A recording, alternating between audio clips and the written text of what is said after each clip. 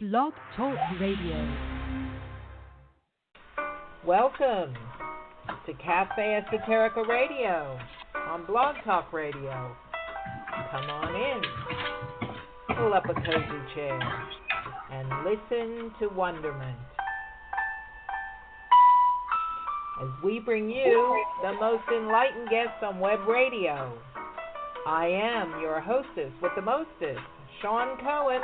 That's me, a psychic, medium, metaphysician, author of 4 books, teacher of esoteric knowledge for 37 years and counting, which is why I am so proud and honored to bring you the authors and practitioners in the know from the Mind, Body, and Spirit Compendium of Life, as well as experts in divination and holistic healing, fabulous tarot readers, wise and profound astrologers, and even the odd rock star, just for your edification and enlightenment.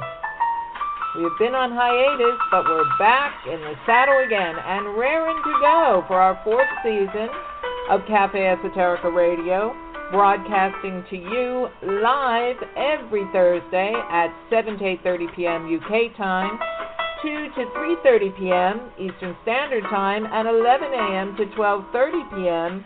Pacific Daylight Time, and worldwide, so find your time zone and dive in. Want to be part of the show? Please do. Call in on our new number, which is 858-956-3204. Chat in our chat room, which is located at the end of our landing page on Blog Talk Radio. If you don't find it there, just refresh your page and it will appear. Can't catch us live? Not to worry. You can find us on many formats like TuneIn, Podbean, Stitcher, and now Spotify. And you can watch me simultaneously broadcast our show every week live on YouTube. Just go to youtube.com, put in the search Cafe Esoterica Radio, and you'll see me there live talking to you. So grab your latte, your cappuccino, perhaps a herbal tea, and your best friend, and trip the light fantastic with us once more. And as always, your table is reserved. So come on in. So come on in. Around the world, heard on many formats. If you are just here for the first time, you're very welcome. If you're here for the millionth time, you're extremely welcome. You're all welcome. Tonight, it is my joy and pleasure to bring you yet another outstanding, amazing guest. But before I get to my guest, let's do a little show news. Now, tonight is the last show of the season. And what that means is that I'm going to take a little break. I already announced this on the YouTube. So if you're watching me live on YouTube, say hello. Hi. It's London. It's me. It's in my home. And if you're listening to me on Blog Talk Radio, say hi in the chat room. There's a chat room there. There's a chat room here on the YouTube channel. How do you find the YouTube channel? Go to YouTube. And in the search, put Cafe Esoterica Radio, and you will see me. Okay, it'll show a little live button, whatever's live, it shows that, and that's me. And write in the chat room and say hello. This is the last show until January 2020.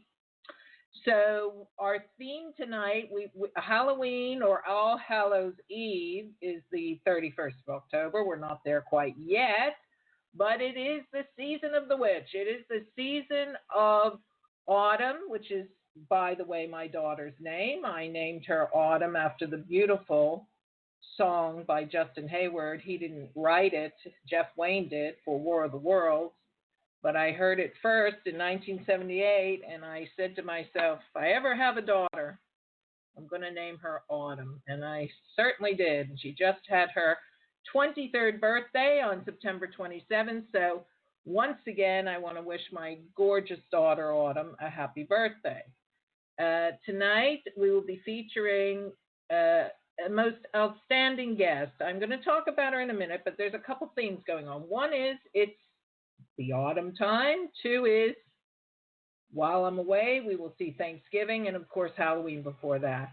And then Christmas. So we're not doing Christmas, but we are going to just mention a few of these things. It's going to be showing up in the music tonight. So what does it take to do a show like this? Well, let's talk about it. I had an idea in 2016. First of all, this isn't the first radio show I ever did in my life. In 1999, I came up with an idea to do a radio show on the web, which was very unusual back then. And it was called Cafe. It was called, it was called the Psychic Cafe. That's what it was called. So very similar kind of stuff. And because my own background is in mind, body, spirit, metaphysics, etc., I just thought, wow, I wonder if people out there in the world really know what's out there. Because I had dedicated my life to this work, and I was very busy traveling all over the world and doing it. I just thought, there's so many great practitioners and authors and spiritually awakened people. And, you know, who's doing this? Who's talking about it? Even Oprah stuff is mild compared to what's really out there. And so in 1999, Maddie Radio out of Sarasota, Florida, they asked me if I had an idea for a show. I pitched it to them, and they said, great. So we did it in London, and I came back from Florida, and then my dear student who was, and still is, Ian Chatham, works for one of the top recording studios here in London. And he just happened to be a student of mine, and he said, I'll help you, because I knew nothing, and I mean nothing about, I could barely use the internet. He did all the rendering. I didn't even do anything live. I was so nervous. I mean, it's funny to look back. I was so nervous I couldn't do anything. Everything was scripted. And when I, think about it, it makes me laugh. But we still had great guests on, and the guests were really amazing. And that really inspired me. And after we did 2 years of it, 1999 to 2001, and Maddie Radio was sold, and it's now srq.com. That's the short initials for Sarasota.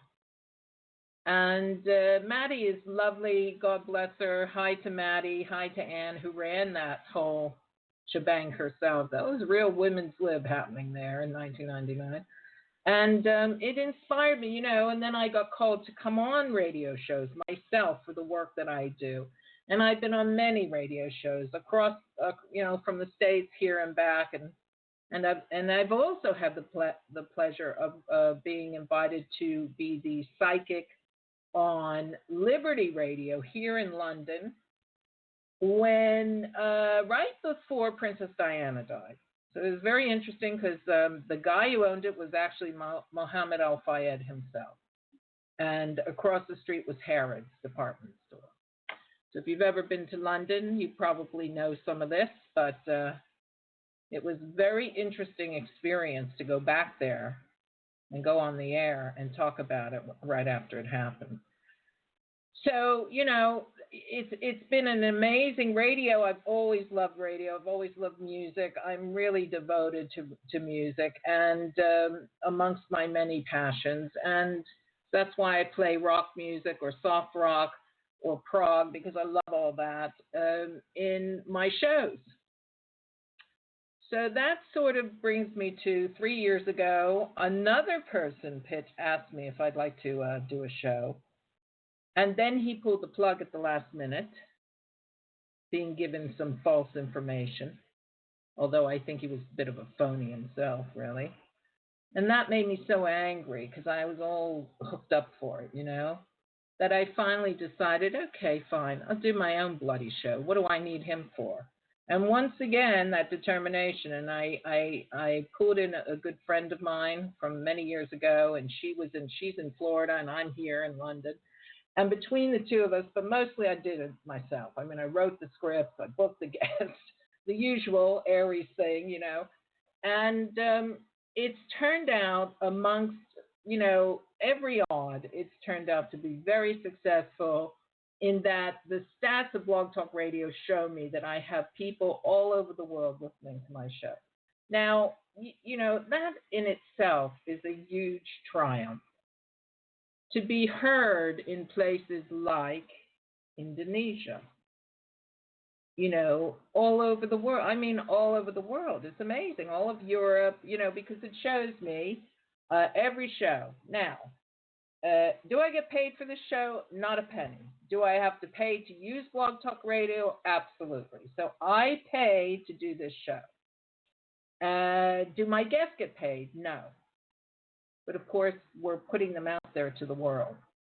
So my friends, my listeners, I just want to say thank you. Thank you very much for calling in, for chatting in the chat rooms, for making me know that you like what I'm doing, and making my guests comfortable, and understanding that this is, we need to move into a new world. We need to move into a world where psychics and mediums and tarot readers and holistic medicine and channelers and, people who write beautiful mystical books for children. I'm just talking about some of my past lovely guests. And they're all on there. Doctors who know how to heal instead of just give you another pill or give you toxic medicine, people who are healing cancer and diabetes and all the chronic crap, they're all listed on my previous shows. I've also had some amazing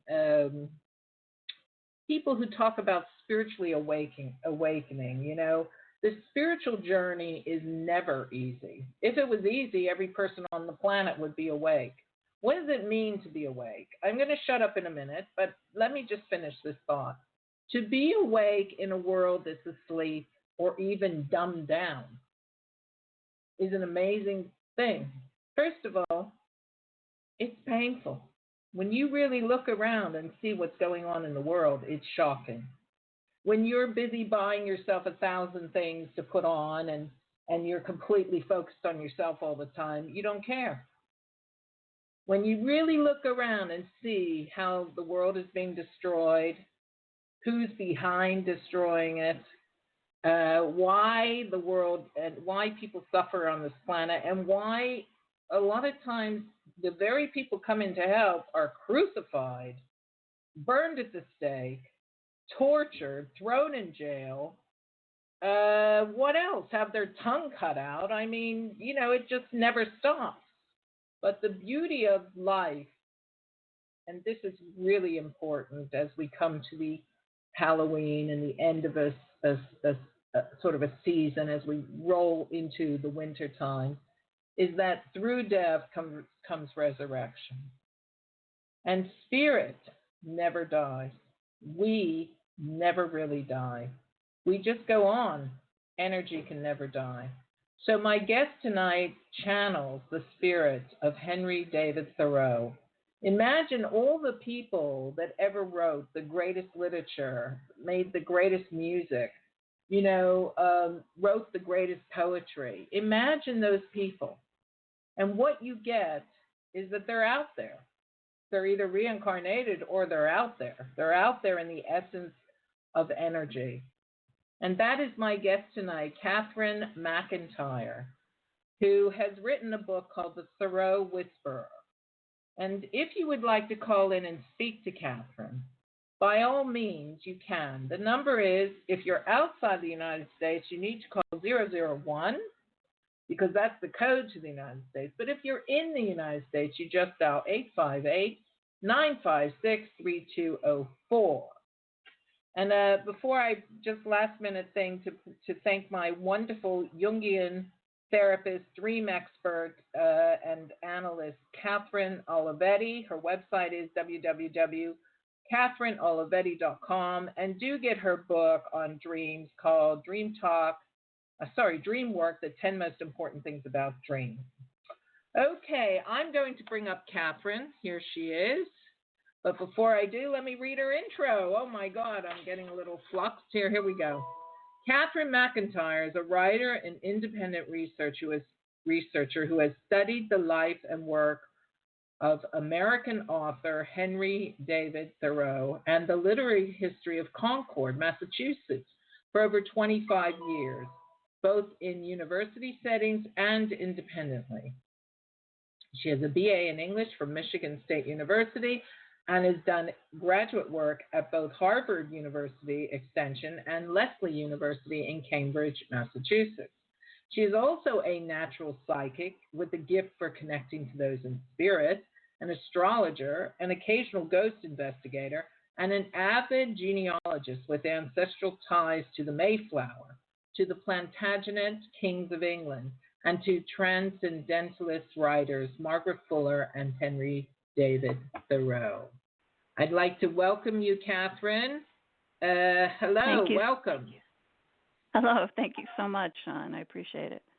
You're very welcome. I couldn't agree with you more. All the wonderful things you were saying earlier. That I couldn't agree more about spirituality and the existence of life, life after death, and that all those people that like Thoreau and the others, they're all still out there in one form or another. We don't die. You see, this is why you were saying. I mean, it's interesting. It's interesting who contacts me to be on the show, and it's interesting who I find to be on the show. And you contacted me, and I was gonna leave last week as the last bit, and then I thought, no, okay, that's interesting. I'll put you on. And it's so right that you're on my show. You're just perfect fit for it. I love everything. I was just nodding through your whole thing. I'm like, yeah, that's it. It's absolutely. When I was first having this experience, and kind of after and during, and it was time to put up a website and kind of present this to the world. One of the things that came to me one day, and this was, I attribute myself to this, not to so much to the channel, but I had this statement that I put on my website, and it says, I believe that if you pause for 5 minutes each day, close your eyes, and allow yourself to look within, you will find your truest self, and it is in that recognition that you will find your greatest joy. Open your hearts and minds to the possibilities, because the spirit within you is the you that will never end. Your life is yesterday, today, and every tomorrow. All who ever were, still are, and always will be. And that's the heart of my work, is to get that message out there. And it's a beautiful message, really. It's because it's hard to fathom. A lot of people don't understand that we're multiple. We exist on multiple levels. We're multi-layered individuals, souls, spirits, whatever you want to say. But we're going to talk about this. So let's go back, Cathryn. I always do this to my lovely guests, and because there are people out there who are contemplating the journey itself, learning from our guests, and our own individual journeys help them to kind of, I've channeled people. Maybe that's something I can do or whatever. So talk about how it began for you. Where did you begin? Were you a psychic child? Did you just? I was. Yeah. Okay. Talk about that, please. I was a psychic child, and I was raised by a mother who was born in Derby, England, and she had met my father during the war, during World War II, and came over in like 1947. And so I come around, over 10 years later, I'm born, and I'm the psychic kid, the youngest and the most psychic, and I was dealing with it throughout my life. But she was very reluctant about it, and it's just kind of difficult for me to think about what could have been if she could have been more open to her own gifts, because I believe she had it. And I had somebody tell me one time that this gift that I had come through her, and she had received it from her mother, and then her mother, to this sort of line of ancestry, that this gift had come down, and that the women that had this during their lifetimes, they had been taught to keep quiet about it because this wasn't acceptable and you couldn't talk openly about it.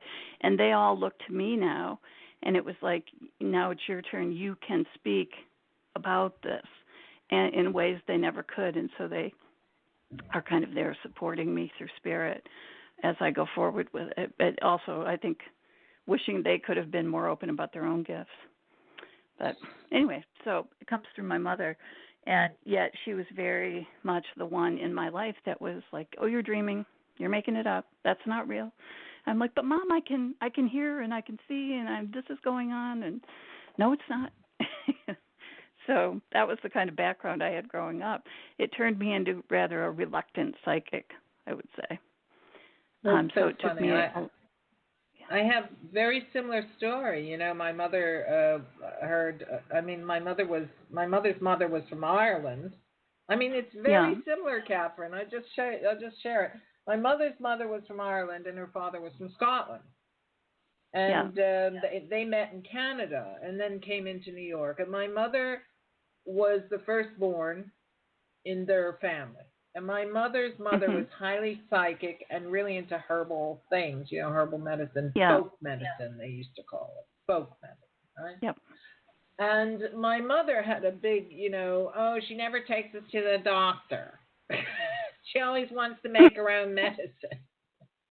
So my mother, when I started demonstrating psychic ability, but even before that, I was born with a call. And my grandmother was living in New York, and my parents were in Pittsburgh, which is where I was born. My father's from Pittsburgh. And also the son of an immigrant family, the Jewish side. That's the Jewish side. But anyway, so we've got, so at my birth, I was born with a call. My mother thought there was something wrong with me because I was born this way. And the doctor assured her, no, there's nothing wrong. This is normal. And then my father called my grandmother in New York, in Brooklyn, and said, you know, that my mother had me and how there was this thing called, and my grandmother, God bless her, said to my father, oh, my God, the baby's going to be born. The baby is psychic.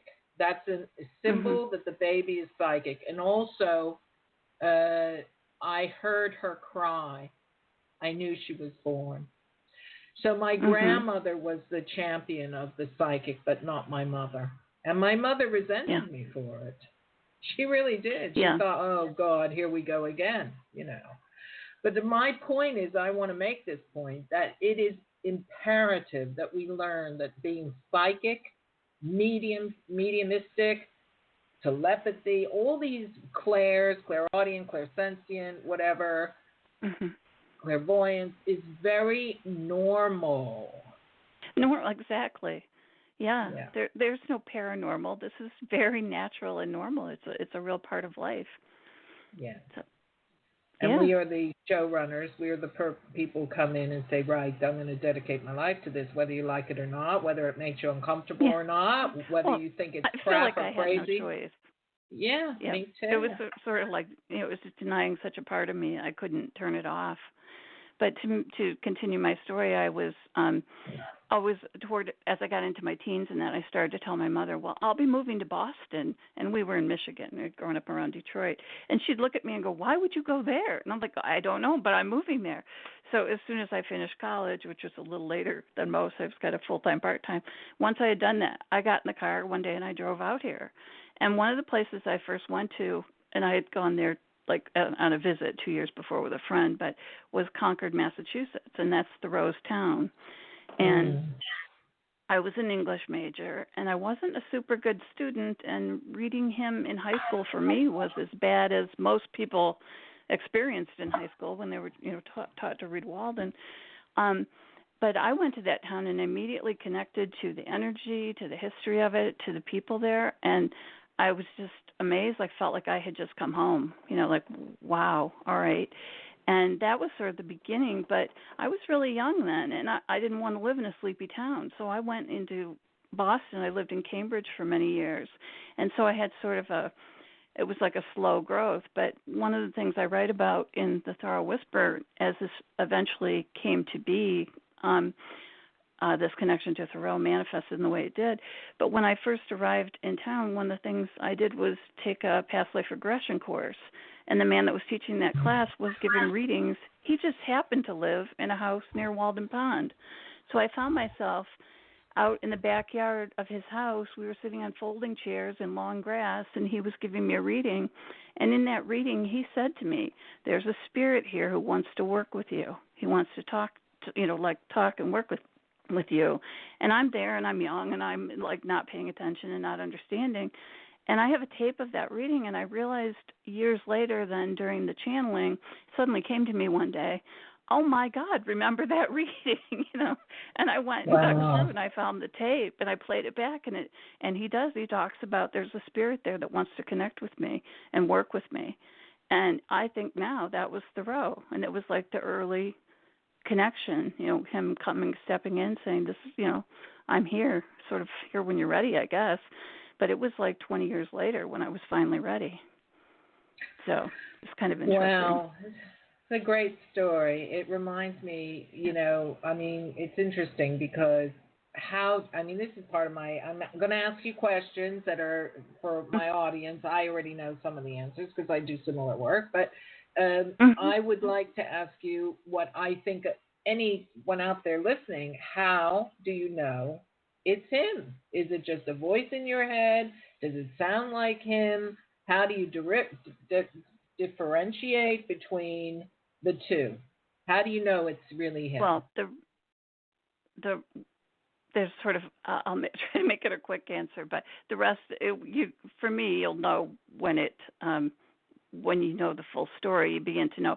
But part of what I talk about in the book, The Sorrow Whisperer, is my own experience of coming to terms with my gifts and beginning to believe what I was being told, that it was in fact him I was talking to. The rest of my history there is, so I come into Massachusetts following this instinct. I'm young. I'm going to astrology classes. I'm learning to be an astrologer. I'm following this spiritual path. At the same time, I'm writing because at 12, I was just suddenly, I wanted to be a writer, and this is what I was really drawn to do. And so I was studying literature and writing. I had gotten a BA in English. I came to Concord, or the area, and I started reading about Thoreau, reading the books about him and everything. And I love to read the stories of his life and the other writers there, because it's a town where Emerson also lived, and Ralph Waldo Emerson and Nathaniel Hawthorne, Louisa May Alcott. These are, famous American writers, and they all lived in this tiny little town in Massachusetts, and were friends. So it's a fascinating time to read about. And when I wrote my first book, published my first book, which is called Honor in Concord, it's a story about my experience of being a psychic in that town. But I eventually moved to Concord it was like late 90s. And that was the first time I actually lived in the town. And at that point, I was becoming a member of the Thoreau Society, and to move this along quickly, I began to meet people through the Thoreau Society. One of the people I met was Thoreau scholar Brad Dean. When I met Brad, I was instantly drawn to him. It was just like, okay, wherever he's going to be, I'll be there too, as much as I can. I just felt like I needed to have a connection with him. And so I would just, the Thoreau Society has an annual gathering every year where they present lectures and whatever. So I slowly became friendly with Brad, and he was a mentor to me in a graduate program that I was in. So we had that kind of connection for a while. And to move this along again, so over the years, so I'm doing all these different things. I'm writing, and I'm following my psychic interests through the New Age practices in the area, taking classes and whatnot. And into the 2000s, I had moved a few times, but I was back in Cambridge, and I had made this connection with Brad, he was the man who had he edited and published Thoreau's unfinished manuscripts. So that made him quite famous at the time, and he was doing this back in the late 90s. And he published Faith in the Seed was one of them, and he eventually published a collection of letters called Letters to a Spiritual Seeker. And he told me during one of the meetings we had around my graduate program that I had inspired the title of that book because I had written to him and I had written in my application to the graduate program at Lesley that I consider myself a spiritual seeker. And he must have read those words just at the right moment. And he said he had named that book because of that. But at any rate, so Brad had done this, and when he published these books, which was really taking work that no one had seen before of Thoreau's and putting it out there, he became a bit of a celebrity, and that was a great time for him. So he was very admired in the Thoreau Society, huge Thoreau scholar, and I just sort of, knew him, and like I said, felt very drawn to him. But we didn't see each other all the time. We didn't stay in touch. But I was just in my house one day in Cambridge, and it was the 1-year anniversary of my mother's death, and I was standing in front of these bookshelves that I had kept, little mementos that were, symbols, connections to my parents who had passed and my grandmother, and I was trying to connect to my mother, going to set out a candle for it. It was 1-year anniversary coming up, and suddenly, as I'm trying to tune into my mother, I tuned into Brad, and I'm talking to him, and I had last seen him at the gathering in July. This was in January. It was happening. And I suddenly turned and looked, and I saw an image of him standing there. And I'm trying to come to terms with this, like, what's going on here? Why am I talking to Brad like I talked to Mom and Dad? Brad's not dead. And then I found out later that night that he was. And he had passed from a heart attack 11 days before. And I was not aware of that because, again, it wasn't like we were regularly in touch or, huge friends, and someone would have called to tell me. So I didn't know until he was there telling me himself, basically. And at that point, I went to Salem, Mass, where I've been going for years. I had a favorite psychic there, and my intention was to see him. It was George. I ended up seeing his partner, Barbara, and so Reverend Barbara, I had never had a reading with her before, and I sat down. She connected with Brad immediately, and it was in that connection, in that reading that day, that she said to me, not only is Brad going to continue to work with you from spirit, but prepare yourself, because in the fall, Thoreau is going to come through as well. And that was sort of the beginning of how it came about. So, if you were sitting here, excuse me, if any of you are watching on YouTube, I'm like shaking my head constantly listening to you. And what's incredible is that I had a boyfriend who died when he was, I was 23, my daughter's age now, and he was 25. And we were together from the time I was 14 and he was 16. And we lived together in LA. And then we had a falling out over a few various things. And basically, I had to go back to Pittsburgh and help my mother. And there was a long story here, but I still loved him, of course. And he and I saw each other before I left. And and the next thing you know, I'm on I'm on a bus in the middle of Copenhagen, Denmark, and this spirit appears to me, and it's him. It's exactly the same story, Cathryn. It's so weird. And I was 23, and I didn't know what was happening, and I thought I didn't know it was him, because all I could see is this orange image of a man. I couldn't see details. Mm-hmm. I could make out a beard. I could make out like a navy pea coat, which Glenn used to wear all the time.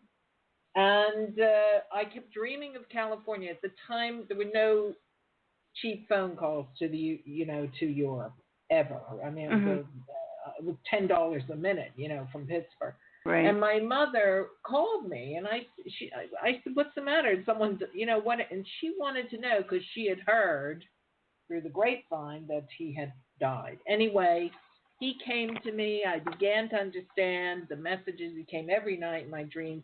And he said to me, "I'm going to be with you for always, and I love you, and guess what? I'm not dead." He kept telling me, "I'm not dead." I'm not dead. Yeah. I'm not dead. I'm not dead. And years, many, many, many, many years later, his sister, who I met when I was dating him in high school, his sister is on Facebook, and we reconnected. And she told me that everything I went through, his mother went through after he died. So there's your proof. His mother had these experiences. They knew he was visiting them. He came to her in dreams and told her, "Look, I'm not really dead." And, and this is so much proof. I built my whole life's work on the fact that this happened to me. So, wow, we have a lot in common. Yeah, we do. There's a moment in sort of, I think, for my own personal evolution with this stuff, where I went from, I guess, I always kind of knew, but I guess I want to say for people that when you reach the point where you no longer kind of, I believe, this, or I believe that, and you're saying now, I know this, And I know it because I've seen it. I mean, I know Brad's still alive because I've seen him. We continue to connect. He's one of my guides. He's somebody I love very much, and he is always, in a sense, always with me, or at least always available. I don't think he spends his time watching me, watch television or anything. But I mean, they have things they do. But It's a very active other world. So anyhow, to continue, now, Cathryn, I had this moment. Wait, Cathryn. I have to take a little mini break here because this is the show, the way it works, and we have music and we have beautiful music for this. Just a couple minutes, so people can wet their whistle. I just want to get to Thoreau. We're going to get to him in the next 3 minutes.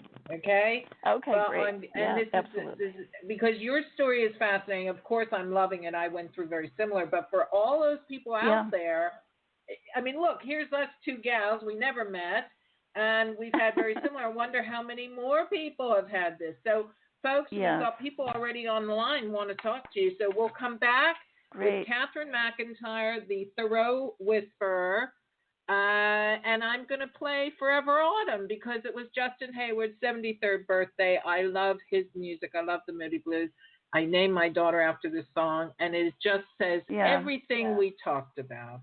When Glenn died, this song really spoke to me, and I knew every time I hear it, I think about him. So here we go, Cathryn. We'll be back in just a couple minutes with Cathryn McIntyre. And it's Forever Autumn, sung by Justin Hayward, written by Jeff Wayne for the War Worlds. It's beautiful.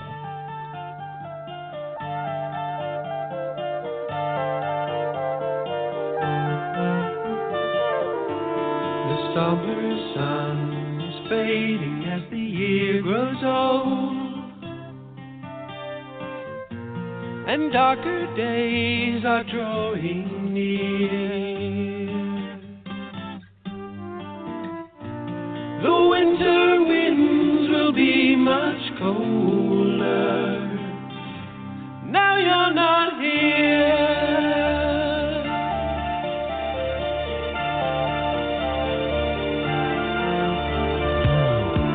I watch the birds fly south across the autumn sky, and one by one they disappear. I wish that I was flying with them. Now you're not here. Like the sun through the trees, you came to love me. Like a leaf on a breeze, you blew away.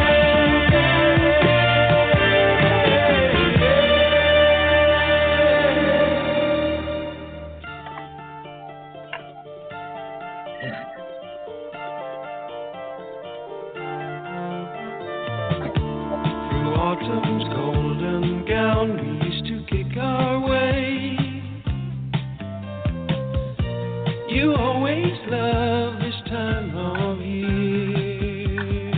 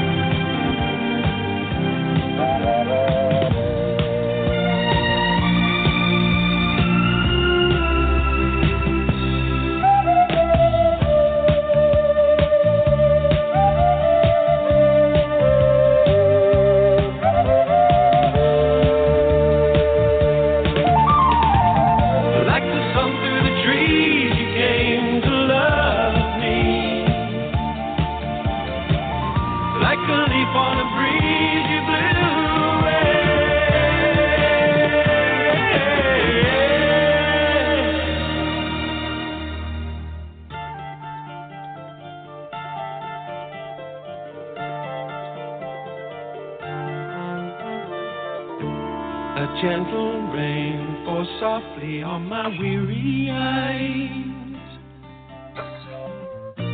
as if to hide a lonely tear. My life will be forever autumn, 'cause you're not here, 'cause you're not here, 'cause you're not here.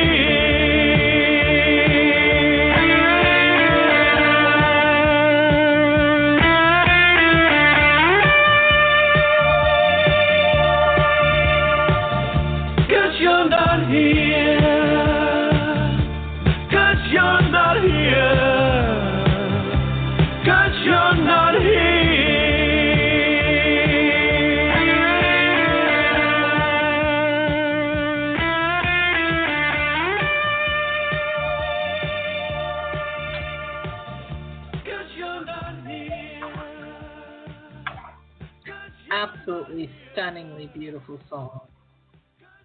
Okay, we're back with Cathryn McIntyre. Cathryn, let's go right to the one and only Henry David Thoreau. So what happened? Okay. All right. Well, what happened then after I had seen Brad that day, and then I was told, Thoreau will come in the fall. Well, in fact, he did, but she also told me that during the time, she said, be ready because they're going to start talking to you in your dreams, make sure to have paper nearby so you can write it all down. And it did, that I began to see things coming in the dreams. I'd write it down. I had all these notes. So one day in the fall, I said, well, I'm going to sit down at the computer and just start recording these notes. And the next thing I know, I was receiving this image of what was essentially Thoreau's birth in Concord in 1812, and he and so I went. So as I began to tell the story of what happened in the book, it's sort of like the book is my story, and that's also the Thoreau's words, but it became a third person piece that I was writing that day, and I got just to a certain point in it, and all of a sudden the tense changed, and it was a first-person statement, and it was Thoreau, and he said, I am born David Henry Thoreau in this American town in this place called Concord. And at that point, I sat there and said, no, it can't possibly be him. I mean, this can't possibly be him that I'm hearing. But it was. I mean, I now fully believe it was. But I proceeded to then type. So I'm at my computer, and I say, I called it channeling, and in fact it is, but, my old-fashioned idea of what channeling would be somehow I step out and he steps in. It wasn't like that. It was more like automatic writing that was taking place at my computer. I just closed my eyes, put my hands on the keyboard, and we just went for it. And I could hear him. I've worked for years in offices, so I did transcription work, which is kind of an old-fashioned idea now with voice recognition and everything, but we used to have tapes, and we would type what the lawyers or whoever said on the tape. Well, for me, it was like I had a tape in my head because I had words coming into my head, and I'm writing them down. And that's how it began. So he says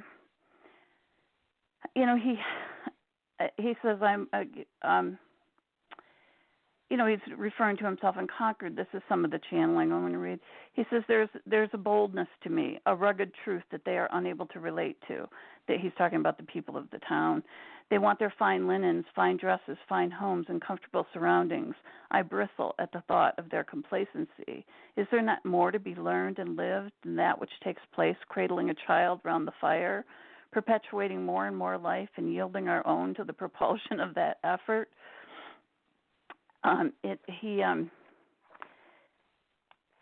There's so much here, it's just hard to know what to read. So, let me ask you a question. Does Thoreau talk about the afterlife? He does. He talks about all of it. He comes in, because this went on for a period of like 2.5 years.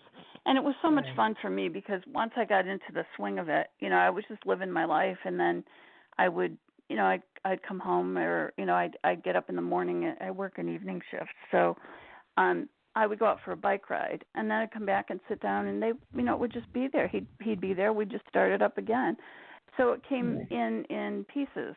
over the years. So when I was putting the book together, I had to decide how best to present this, and I ended up taking, kind of collecting it by similar topics and presenting it that way. But, he many times talked about the afterlife because that's what I wanted to talk about. And for me, I can imagine.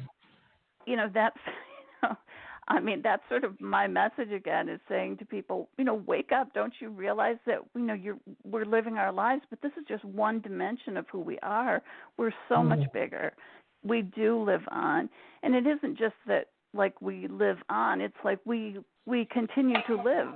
It's to me, it's like, I'm going to go, I'm a player on the play or on the stage. I'm going to go backstage and change my costume and come out as somebody else. And then I'm going to be that person. That'll be my next life. But, backstage, we're in our totality. So, for me, that's a big part of the message of the book and the message of the story is to say, well, not only does Thoreau live on, or does Brad, or does, my parents and everyone else's parents and Loves and everyone else is out there too.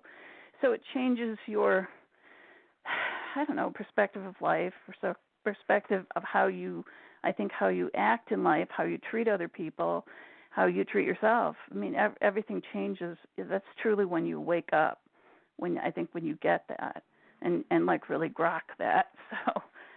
So Thoreau talks about that and let me just see here.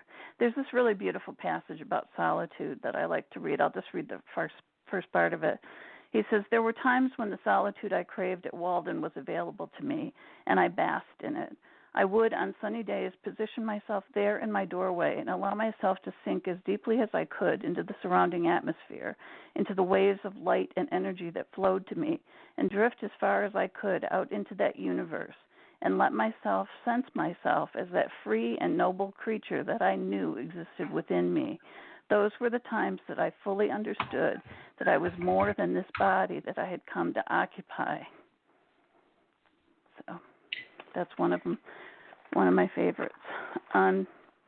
Let me ask you, because many people may not have read the book, and so let's go back just a little bit. So you started channeling him, and surprise, being a person who was already very, familiar with listening to a voice and typing, here comes his story. Now, where does he begin? I mean, does he, hi, my name is Henry David Thoreau, and by the way, can you just take down everything I want to say?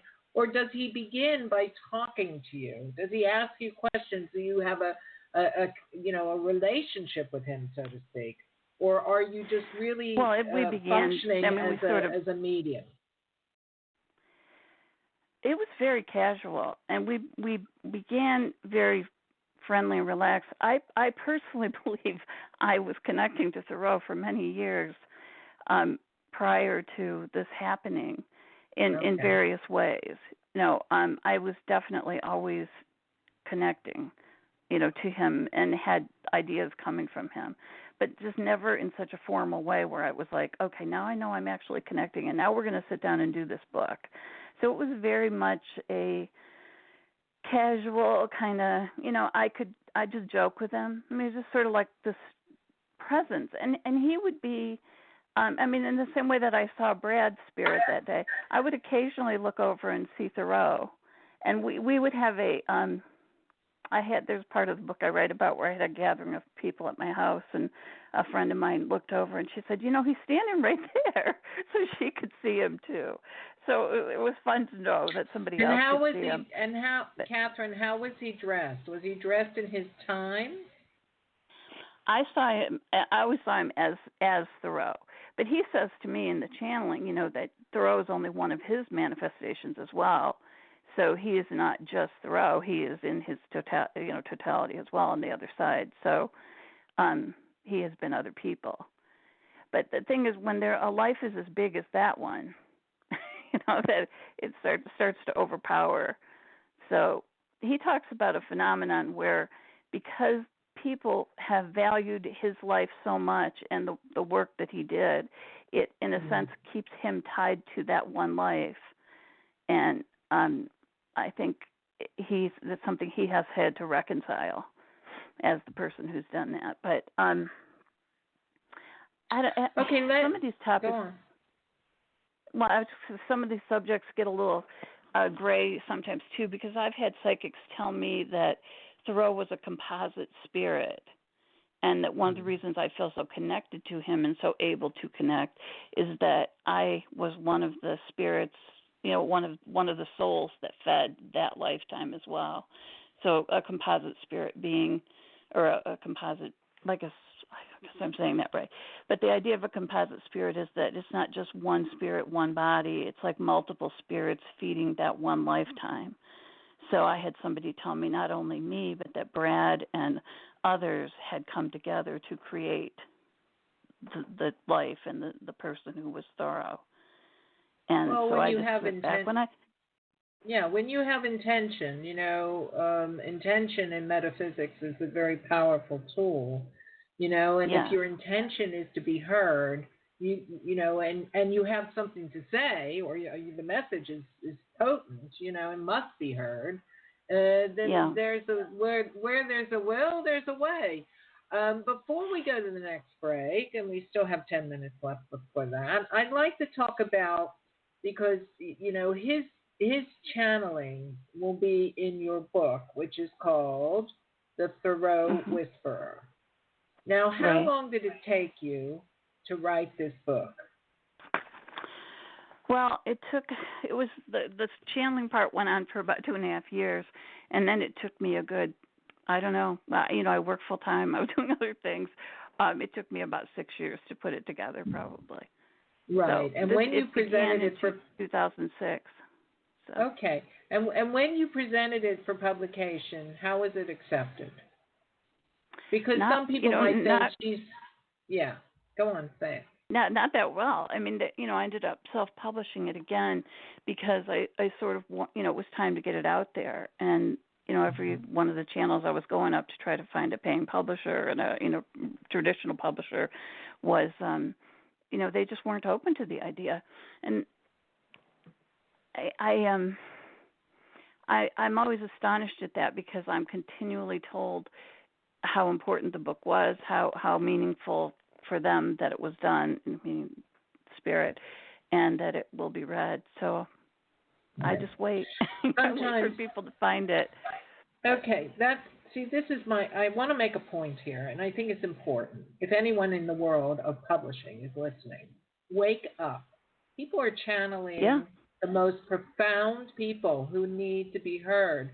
I have self-published not only all my books on metaphysics and teaching with the tarot, I've also self-published my own oracle, which is based on all these wonderful and wise people who have come on my show. And it's called In This Metaphysical Moment, which I do at the end of every show, which is a summing up. And I, too, have, thought, well, I'm just going to self-publish.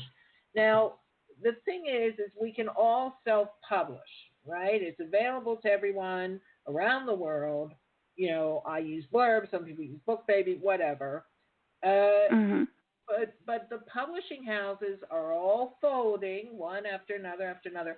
I have to say, even Hay House, which I'm very disappointed since Louise Hay died. Yeah. It's really the same old, And when they do their things like I Can Do It, it's so expensive. Only the rich can do it, So listen, publishers, wake up. There's loads of really astute psychic mediums, light workers who are really have great material.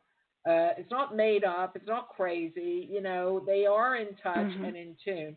You see, when you put the real thing in front of a publisher, that sometimes it's like, oh, no, I can't be bothered, right? So I just want to make a plea there for your book. I think, there's a decent, because it's important. There's good people writing great material. No, I agree 100%. I mean, when people have read the book, I'm getting just astonishing reactions to it, which I did with my first book as well. And I just go, I know. I mean, because the writing between me and Thoreau, this was a very well-written and beautiful book.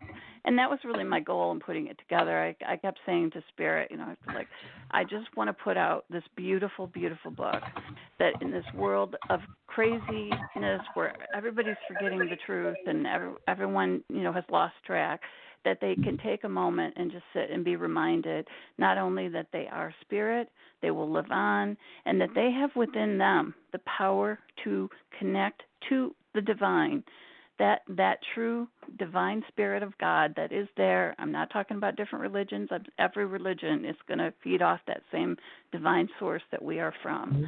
And that's Thoreau's message, and it always was in his work.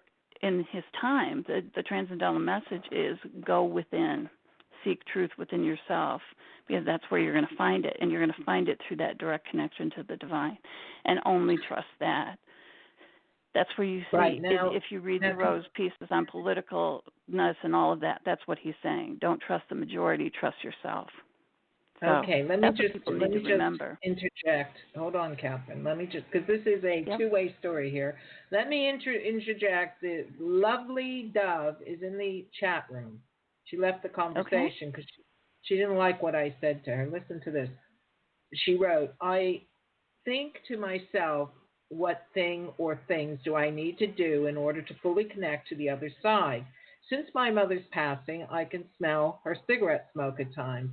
I smell her cooking. Her scent comes in strong as well. During those times, I paused and spoke out to her, and so according to me, I received no response or nothing further. And then she wrote, I just don't know what to do. What I need to do in order to fully connect to spirit.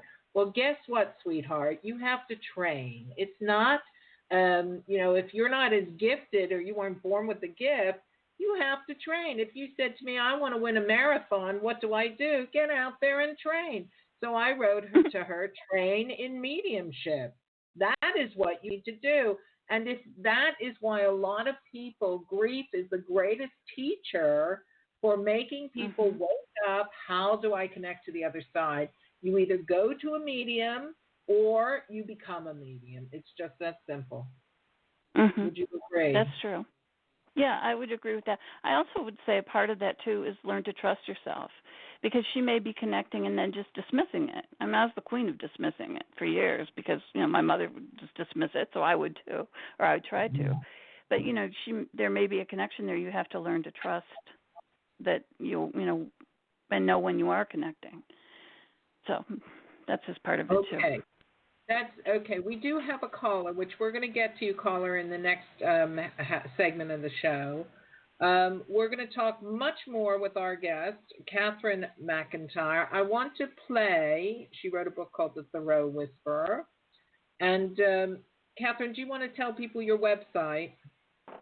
My website is The Thoreau Whisperer. It's going to be that. The current website is The Conquered Writer. And The Conquered Writer was the first website I put up, is Henry. That's Thoreau. Thoreau is The Conquered Writer, not me. But it's just the word THE, Conquered, CONCORD, Writer, WRITER.com. Okay. And it is dedicated to the words, wisdom, and enduring spirit of Thoreau. So. Okay.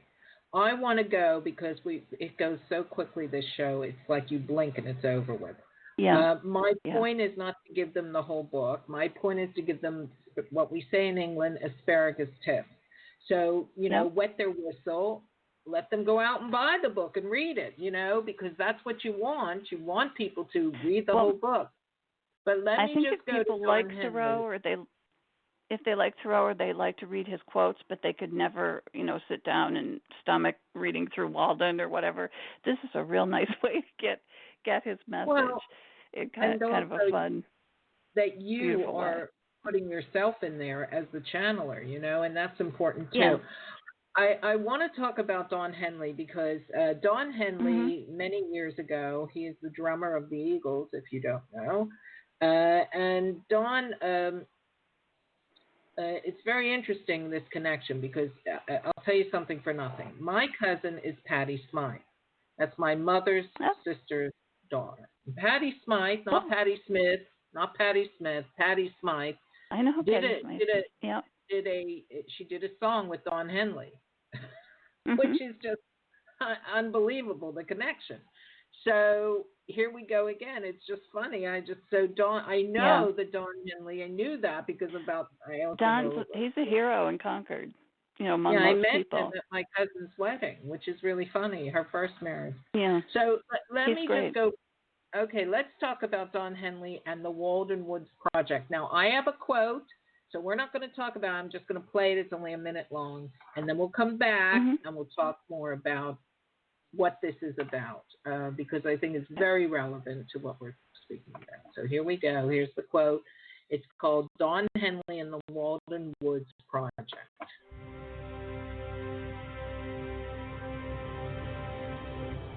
While growing up in rural northeast Texas, Don Henley developed an early appreciation for the outdoors. In school, he was an avid reader of Thoreau and Emerson. Thus began his lifetime commitment to environmental causes, including the preservation of Thoreau's Walden Woods outside Boston. Don founded the nonprofit Walden Woods Project 25 years ago when he learned that historic and ecological sites near Walden Pond were threatened with commercial development. His leadership of the organization earned him the National Humanities Medal. Don's commitment to the Walden Woods Project is largely manifested behind the scenes, where he has effectively guided the growth and mission-driven objectives of the organization. The Walden Woods Project has protected 14 key sites and is at the forefront of saving other endangered land in Walden Woods. The education programs of the organization are offered to teachers and students.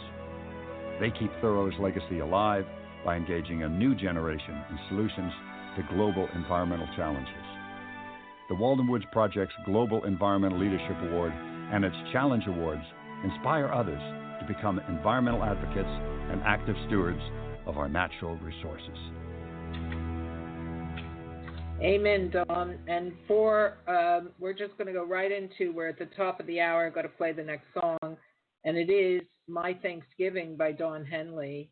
And we'll be back with Cathryn McIntyre and the Thoreau Whisperer. Don Henley wrote this. We're coming up to Thanksgiving. We're coming up to Halloween at the end of the month. And, of course, Cafe Esoterica Radio will be off the air for these things. So I just thought, well, this ties in very nicely. We'll be back in a couple minutes.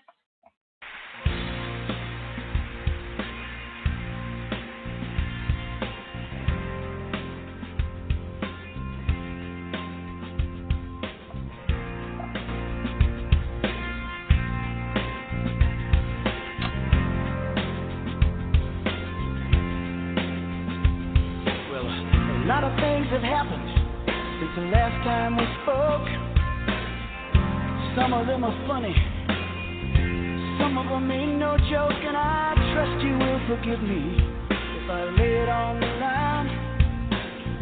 I always thought you were a friend of mine, and sometimes I think about you.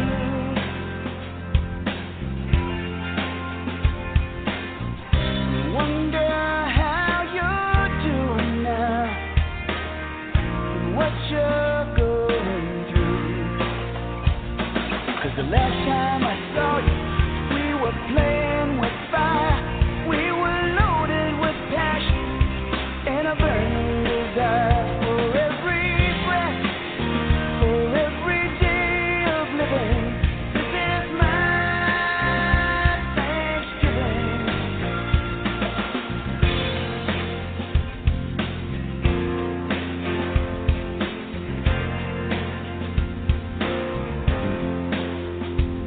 Now the trouble with you and me, my friend, is the trouble with this nation. Too many blessings, too little appreciation, and I know that kind of notion, well, it just ain't cool. So send me back to Sunday school, because I'm tired of waiting for reason to arise. And it's too long we've been living these unexamined lives. 'Cause I got great expectations, I got family and friends, I got satisfying work, I got a back that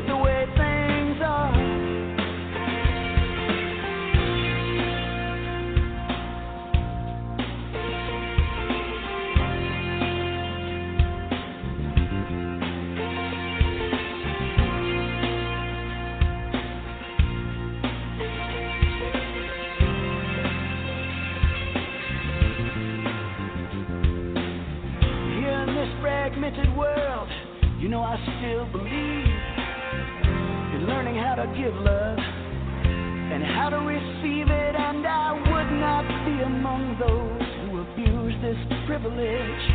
Sometimes you get the best light from a burning bridge, and I don't mind saying that I still love it all. You know I wallowed in the springtime, now I'm welcoming the fall. Oh, every moment of joy, every hour of fear, for every winding road that brought me here, for every breath, for every day of living. This is my Thanksgiving.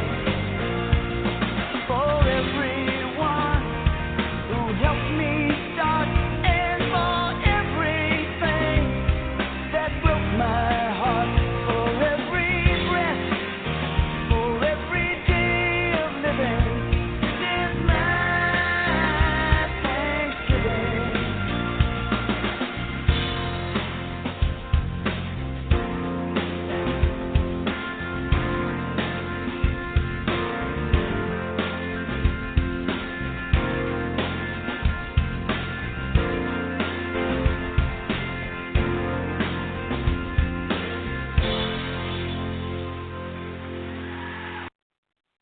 Absolutely beautiful song by Don Henley of the Eagles, who really championed and made sure Walden Pond and Walden Woods would stay forevermore.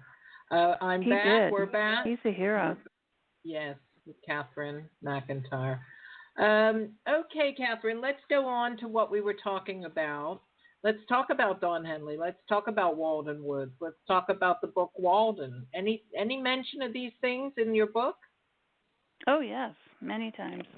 One of the earliest passages is about Walden.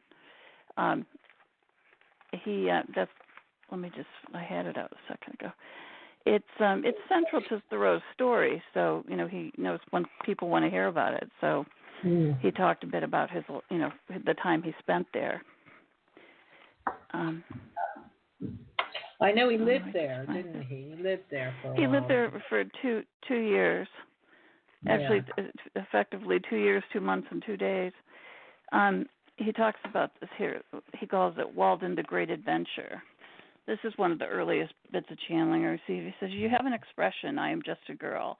As I approach Walden, I will say, I am just a boy, or was a boy then, still in heart and mind, idealistic in my desire to prove something or to live in the context of an ideal in my mind. There is life, our ideas of life, and then there is the life we live. I am aware and was aware at the time that there was a difference between who I was and my life as it was when I lived at Walden, and the life that I, through the use of techniques and strategies, organization and artistry, presented in that book." So I can go on or not, but he says we mythologize ourselves and our lives as writers. In a way, it was that, but then at some level it was not, because the mean life is always more brutal and honest than the recorded version can be. This we know. As writers, we know. There is me and the me that I write about, and those are two different things. So he's talking about his own experiences of living at Walden versus what he said about it in the book that he wrote. So he has a lot of interesting things to say about himself and his life throughout the channeling. But does he ever talk about modern life? He does. He talks about some of the use of devices all the time and how we lose our souls, basically. It's like you put a part of yourself into that. And he warns about, being careful what you're losing by doing that. It's like, giving away a part of yourself in order to entertain yourself. Let me just say. That's very interesting, because I do worry about children. My daughter was upset, just because of her age group. She wanted to be on every device going, and they're all on it. So it's just like crazy to try and get them off it. They become addicted to these things. Yeah, they're addicted. Yeah, that makes sense. Right. Let's talk about. I'd like to move on. I know you're an astrologer, and I also know. Do you still do astrological consultations? I used to do them a little bit. I do them more for friends. I don't do them professionally necessarily. I would, but I'm just so busy with everything else. I don't really go about doing that. Do you do any? Do you do I'm any other fascinated by types of astrology. Yes, astrology is right. I think one of the reasons I'm so good as an astrologer when I do the readings, if I do say so myself, is because I have this ability to connect. So I use astrology more as like, let's see what the plan was initially. Now let's tune in a little bit, and then we get to a greater depth, I think, sometimes. And I'll get a quick insight or something, during a reading like that. And I feel pretty good when I'm able to do that for someone. I tend to like to do that more for people like people I know, friends and that, rather than to charge for the service and do it that way. So I might eventually go back to that, but for now I kind of just keep it more casual with my friends. So do you do any other kind of like tarot readings, mediumship channeling, things like that? Not in a professional way. I kind of just use the ability to kind of inform the writing and share my messages that way. So I'm going to go. I'm sorry, I'm jumping around. It's just I got to get all this stuff in before we close, right? So it's really fascinating because when I looked on your website, I saw you're obviously involved in a lot of things spiritual, metaphysical. You mentioned that another person. You're working on another book now. I am. I'm working on the third book. It's sort of. This is why I recently moved up to Rockport, Massachusetts. I wanted to set this in a seaside town, and I started to do it in Marblehead. But it's a romance, but it involves somebody who has that ability to connect to spirit, and has someone pass away that is close to her, who comes to her. So it is based in part on the experiences I've had with connecting to my friend Brad in spirit, and then. So it's going to be a story of, I guess, in the sense of a metaphysical romance with his, historical undertones, I guess.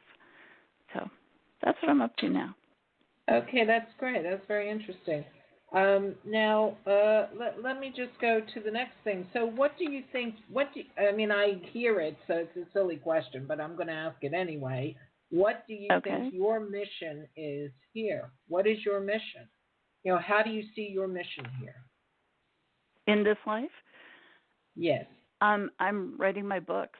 I think that, when this began to happen, one of the things that came through was that they were coming to me, sort of like the answer to the why me question, was in part because I could understand it and had this ability. So I think that I'm here not to use my gift to read, give people little readings, but to use it to be a avenue, I guess, in some sense, for those in spirit to get their message out through me, in a sense. So I'm kind of doing it that way as far as my contribution then. And then just to share my own experience, because I've had a vast amount of experiences with the paranormal and the spiritual, just because I am so open. So, I've had the UFO experience. I've done all of that. I can pretty much tune into the energies of, all that stuff out there, and then I get, I don't want to say this. I have experiences related to that, so it becomes kind of interesting. I recently met somebody who's very interested in the Bigfoot phenomena, and next thing I know is I'm drawn into that, and I'm getting messages from those, I don't know how to refer to some of this stuff, to the Sasquatch, to the, that all of a sudden I'm like, wow, really? And I'll do like, I don't think I want to talk to you today. So I'm always amazed at what's coming toward me from, I guess the other side, the spirit realm, whatever. So. There was a wonderful woman. My God, I'll never remember her name. She just passed. and I can just about see her name, and she wrote on every subject. You know what I mean? In the paranormal, UFOs, even vampires, and some of the negative stuff. You know, and I can't. Oh, her name just escapes me. But and she was roughly about my age, a little bit older. So she was in her late 60s, let's say, when she died. And you know, that is such a forerunner. You know, the thing is it's okay now. You see on every TV channel, Most Haunted and Ghostbusters and whatever else. The truth is, and here's the truth, right? And I hope you're going to back me up on this. Spirit is way too busy to be sitting there haunting people. Honestly, they have their own lives in the afterlife. You know, they're not interested. Yeah, they're right? busy doing stuff. Yeah. Yes. Yeah. For the most part, yes. I mean, not that there aren't some, negative entities attached to certain places that are up to stuff. You know, I always tell people, look, if it's going on here, it's going on there. I mean, we don't just magically transform into different types of beings because we cross over. You know, if you're kind of evil here, you might just be up to evil over there too. That's not reassuring, but I do believe that's true. So how does a soul transform then? Well, I think that's available. I just think they don't always. I think there are avenues out. Like, it's like, okay, everybody who wants to transform or evolve, go over in this room, and then the others are sneaking out the back door. I just think it's, we have a lot of free will, and it's all in what we manifest. Thoreau talks about this in a little bit in the book of, going over to the other side and the different levels, and how he says he prefers to reside where he is now, which is sort of it's almost like a medium realm where he can look up and he can see what's above him, but he can also see what's below. And he talks about kind of that, that knowledge of, he feels that he wants to continue to communicate with this realm. He needs to stay in the middle. If he continues to grow and go up, he won't be able to do that anymore. That's what he's talking about in the book. What I'm talking about is that I think we have a choice sometimes on what level we either evolve or devolve into, and that's very much a personal decision that we are and it can take oddly lifetimes. free to make. It can take lifetimes, It can take lifetimes, yes. Yeah, it's not an overnight process. And I just want you to know we lost our caller. I don't know why they hung up, but they did. And so we have no caller. So if you want to talk to Cathryn, we gotta. Yes, I agree. Says Viva 3 in the chat room. Okay. I read it out there, Viva. So you have a mention. So if you want to call in and speak to my lovely guest, it's 858 in the United States. If you're outside the United States, call the code to the USA, which is 001. So 001 outside the United States, 858-956-3204. This is the last show of our season.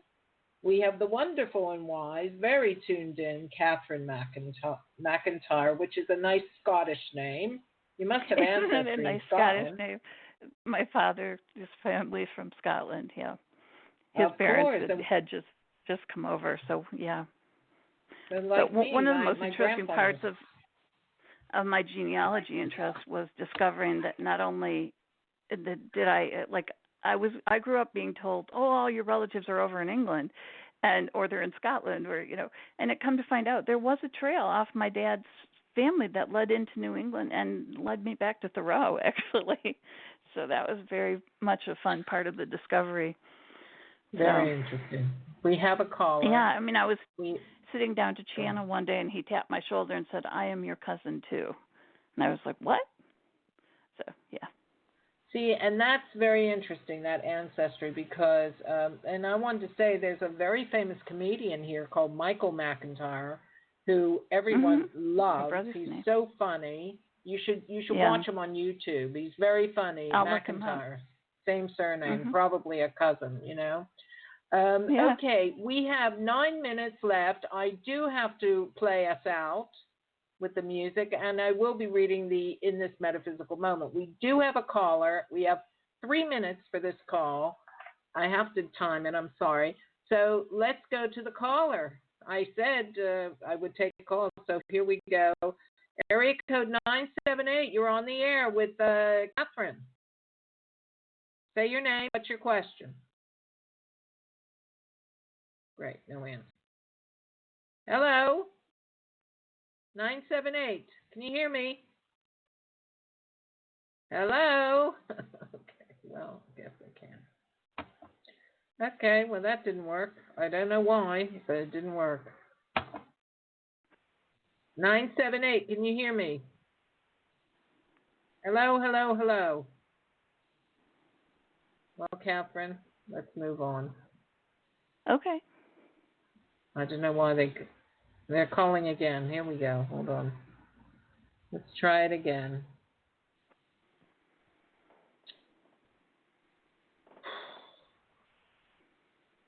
Nine 309. Hold on, wait a minute. Wait, that's my number, though. You're 978, right? Yeah. Oh, I'm sorry. Okay, let's try this again then. Hold on a second. Hi. Who's speaking? Can you hear me? Yes, 914. Is that you? Yes, and it was me earlier also, but we keep losing service for some reason, and my phone keeps ringing. And so, how are you? I'm good, but we only have a really very short time, so ask your question. Oh my goodness. I was so busy listening to her story. I don't even know what I was going to ask anymore. Very, very interesting. I'm very intrigued. Oh my goodness, I don't even know. I can't even remember what I was going to ask. If there's any messages from Spirit, I know they want to yell at me. I don't think Cathryn's going to be channeling. I don't think Cathryn's going to be tuning in and channeling to give messages today. Are you, Cathryn? No, that's not. I mean, sometimes I'll pass something along if I get it. That's fine. That's not really my thing. I was very interested in what you were saying, and it's very fascinating actually. And I was one of the questions because I'm Viva in the chat room. And one of my questions for you were, during your life's journey, was there any time, I'm sure there was problems, but that it would get so bad that you would have to pick and choose what you're going to focus on because it gets so much at one time, just, do you understand what I mean? Yeah. You asked me that. Yeah. It absolutely. I mean, and I work full time. So, I mean, it's right. Okay. Yeah. There's so much going on. Sometimes I do have to pick and choose. Like, what am I going to focus on this week? I tend to, like, whatever it is I'm feeling the most sort of passion for at the moment, I'll go for it. Because I think that's more productive, even though it's a little scattered. Right. But, when your energy's there and it wants you to go in that direction, then that's why I try to follow that.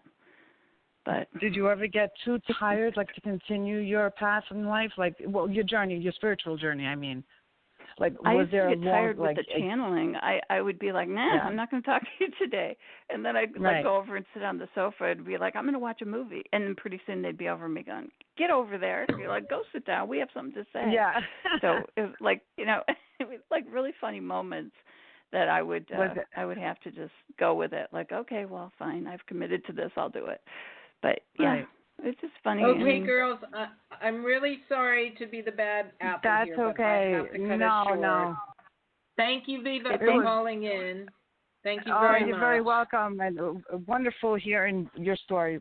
Beautiful. Thank you very much for taking my call. Thank you so much. I appreciate it. You're welcome. Thank you. And, folks, we're going to have to wind it up now. Cathryn, thank you so much for being a wonderful guest. You're welcome. Your story is an amazing story, and please, people, support my guests by buying their books. Come on. It's not that expensive. You can get it where? On Amazon? Amazon, on Barnes & Noble. It's a Book Baby book, so you can also get it directly from Book Baby. It's out as an e-book as well as paperback, and you can really get it anywhere. It's on Amazon UK as well. Right. I don't know. Book Baby offers like this huge list of all the different distributors that you can get it from. So like Kobo and all these places. I don't even have I don't even know all of them, but so pretty much if you go to one, usually it'll probably be there. If there's one that you like to use. Okay, Cathryn. And you can get it. Thank you. You can get signed copies from the bookstore at Walden Pond. So it's the shop at Walden Pond. Just Google that and then get on there. You can get a signed copy that way if you want a signed copy. Wonderful. Viva says, I'm definitely getting it. Thank you again. There is another caller, but we don't have time. So, Cathryn, thank you so much. I'm going to end the show now. Thank you, Shawn. God bless you, and keep doing great work. We really need it. Thank you so very much. I really appreciate it. Thanks to Thoreau as well. Yeah, I know. Thanks, Henry. Thanks, Henry. I hope he's having a good day. I'm sure he is, because the world heard all about him today. Okay, I have to close the show up. I'm going to just mute your mic, Cathryn. Thank you again. Okay. And God bless. Thank you very much. You're welcome. And folks, this is it. This is the last show of this season. Thank you all, to my guests, my listeners, to my wonderful, wonderful, all over the world, people who've called in, people who've written in the chat room, who've taken the time to listen, even in the archives when we weren't live on air. I so appreciate your patronage and your listening and supporting my guests as well as the show itself. And now for the final in this metaphysical moment, it's called Endings and Goodbyes, appropriately enough. Sometimes in life, we must let go and move on. All of us walk the path of an eventual goodbye. It, like all the seasons, shine their brilliance, radiate for a time, then slowly decay and die away to allow the next bright and glossy scenery to evolve through their cycle. Relationships are the same. We start off so small, needy, and dependent on our mothers, and we slowly but surely learn how to grow up, letting go with each stage of development, assuring not only ourselves we can do it, but our loving and concerned parents as well. If we become too dependent on others, we are codependent, and that creates a sense of helplessness. And if we are too independent, then we are aloof and estranged from others without getting any of our emotional needs fulfilled. So the balance is always the right way. Sometimes that presents as a goodbye, when all we need and want from that other person is done, accomplished, or that person dies, passed away, and we cannot take from them anymore. Only through our dreams can we connect, or a medium. As in all of life, we have cycles, and in this metaphysical moment, I do not try to control the cycles of life, death, and even rebirth, for they are all serve a necessary purpose. Each teaching enlightens, heals, and transforms, and therefore a goodbye is only a hello waiting somewhere else. For all our goodbyes and hellos teach us to cherish our special times together. Thank you so much for everyone who's listened. My guest tonight, Cathryn McIntyre, do get her book, The Thoreau Whisperer, and I'm going to play us out with a little Halloween music because it's coming up, and it's called The Season of the Witch by Donovan. Have a great time till January. God bless you all, and good night. Say goodbye.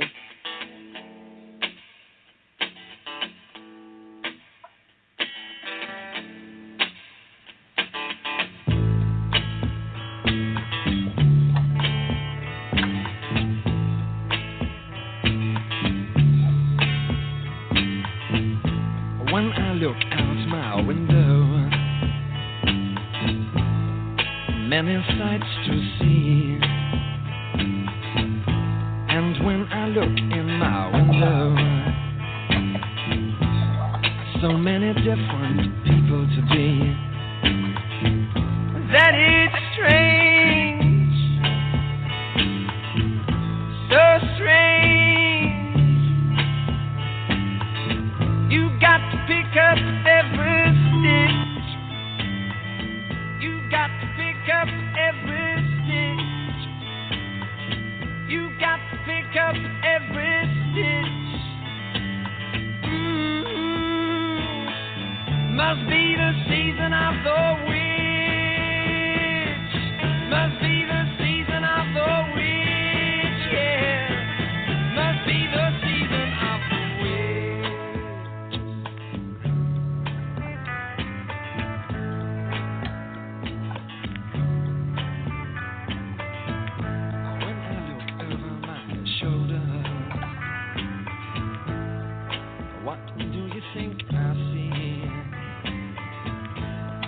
summer cat looking over his shoulder at me, and he's strange, sure is strange. You got to pick up every stitch, you got to pick up every stitch, yeah. Beatniks out to make it rich. Oh no, must be the season of the witch. Must be the season of the witch, yeah. Must be the season of the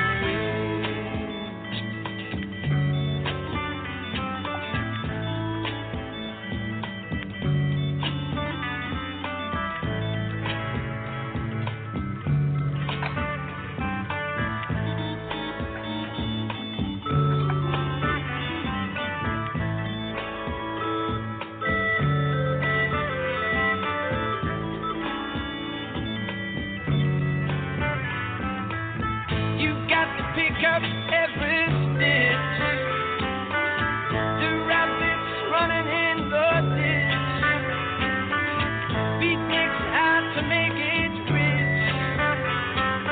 Oh no, must be the season of the witch. Must be the season of the witch. Must be the season of the where'd I go?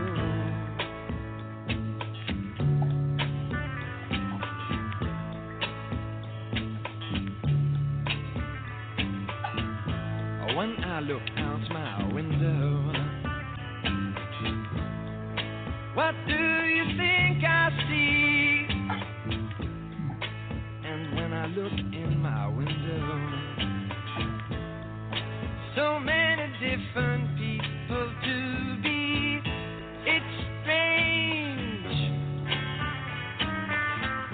sure is strange. You got to pick up every stitch. You got to pick up every stitch. The rabbit's running in the ditch. Oh no, must be the season of the witch. Must be the season of the witch, yeah. Must be the season of the witch. Where'd I go?